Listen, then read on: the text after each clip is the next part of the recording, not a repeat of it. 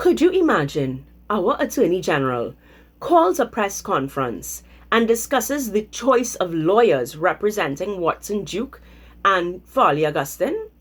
He speaks about how interesting it is that the lawyers are from south of Trinidad and have a habit of representing the opposition before the courts. We want to speak about interesting habits.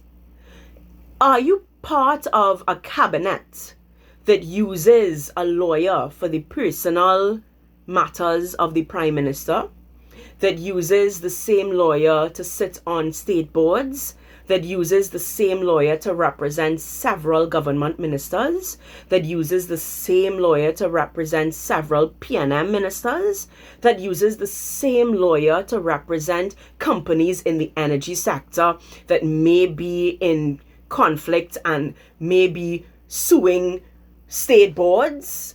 Are we discussing habits and lawyers and the same lawyers that seem to pop up all over the place?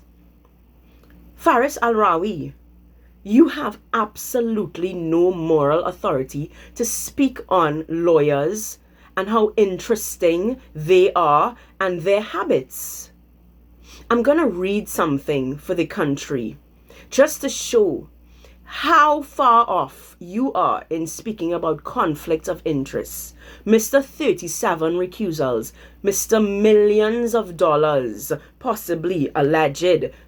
You have to recuse yourself because there's so much questions about who has conflict, who doesn't have conflict, millions of dollars in rent. But because we're so focused on the millions of dollars in rent, we're missing quite a lot about Beetham Landfill Estates, Orange Grove, Alexander Imaging Center. There are a lot of recusals that we're missing. I'm just going to read this one because I find it interesting. You know, it's an interesting habit of your recusals. I'm reading from a Newsday article. There was also a proposal for the continued engagement of private healthcare institutions for the provision of surgical, radiological, and laboratory services for patients of the public healthcare system, from which he, Faris Al-Rawi, recused himself.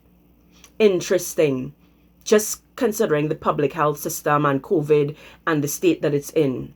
It certainly is interesting, Mr. Faris Al-Rawi. Please stop. Stop embarrassing Trinidad and Tobago. Stop it.